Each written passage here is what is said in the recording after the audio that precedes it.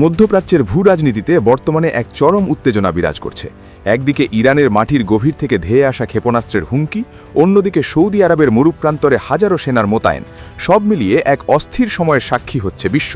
মাটির নিচে গড়ে তোলা একাধিক শক্তিশালী ক্ষেপণাস্ত্র ঘাঁটি এবং বিশাল মিসাইল বহর এখন যুক্তরাষ্ট্রের প্রেসিডেন্ট ডোনাল্ড ট্রাম্পের জন্য এক বড় অশনি সংকেত হিসেবে দেখা দিচ্ছে।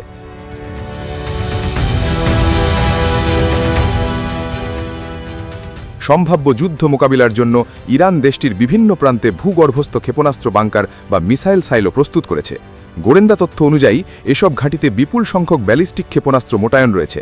গত যুদ্ধের সময় ইসরায়েল ও যুক্তরাষ্ট্রের যৌথ হামলায় এসব বাংকারের অনেক প্রবেশপথ ধ্বংস হয়ে মাটির নিচে চাপা পড়ে যায়। কিন্তু ইরানের সামরিক প্রকৌশলীরা এক অবিশ্বাস্য কৌশলে সাময়িক যুদ্ধবিরতির সুযোগ কাজে লাগিয়ে অল্প সময়ের মধ্যেই বেশিরভাগ প্রবেশপথ মেরামত করে পুনরায় সচল করতে সক্ষম হয়। ফলে এই বাংকারগুলো এখন শুধু আত্মরক্ষার ঢাল নয়, বরং প্রয়োজন হলে পাল্টা আঘাত হানার শক্তিশালী সামরিক হাতিয়ারেও পরিণত হয়েছে।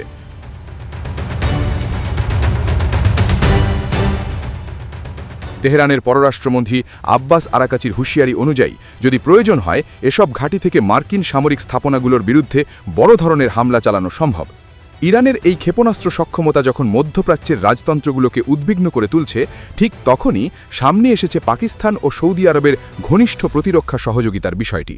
সৌদি আরবের অনুরোধে পাকিস্তান তাদের প্রশিক্ষিত সামরিক বাহিনীর একটি বড় অংশ রিয়াদের নিরাপত্তা নিশ্চিত করতে মোতায়েন করেছে।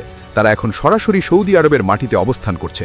শুধু স্থলবাহিনীই নয়, সৌদি আকাশসীমার নিরাপত্তায় মোতায়েন রয়েছে JF-17 থান্ডার যুদ্ধবিমান এবং আধুনিক বিমান প্রতিরক্ষা ব্যবস্থা।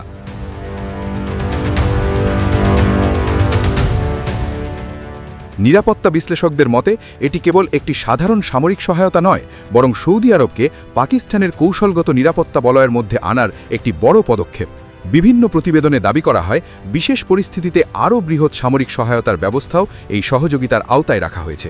মজার বিষয় হল, একদিকে পাকিস্তান ইরান ও ওয়াশিংটনের মধ্যে মধ্যস্থতাকারীর ভূমিকা পালন করছে, আবার অন্যদিকে পর্দার আড়ালে সৌদির নিরাপত্তা ব্যবস্থাকে আরও শক্তিশালী করে তুলছে।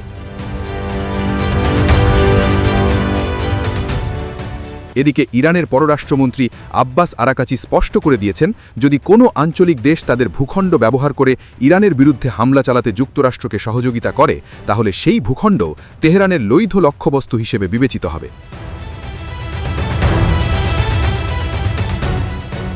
এই বক্তব্যের পর থেকেই উপসাগরীয় অঞ্চলের বিভিন্ন গুরুত্বপূর্ণ শহরের নিরাপত্তা নিয়ে নতুন করে আলোচনা শুরু হয়েছে। দুবাই কিংবা আবুধাবির মতো শহরগুলোও কি সম্ভাব্য সংঘাতের প্রভাব থেকে নিরাপদ থাকবে, এমন প্রশ্ন এখন বিশ্বজুড়ে আলোচনার বিষয় হয়ে উঠেছে। সব মিলিয়ে একদিকে ইরানের ভূগর্ভস্থ ক্ষেপণাস্ত্র ঘাঁটি ও বিশাল মিসাইল বহর, অন্যদিকে সৌদি আরবের নিরাপত্তায় মোতায়েন পাকিস্তানি সেনা ও আধুনিক মার্শাল ব্যবস্থা, এই দুই শক্তির সমান্তরাল প্রস্তুতি মধ্যপ্রাচ্যকে এক দীর্ঘস্থায়ী ও জটিল সংঘাতের দোরগোড়ায় এনে দাঁড় করিয়েছে।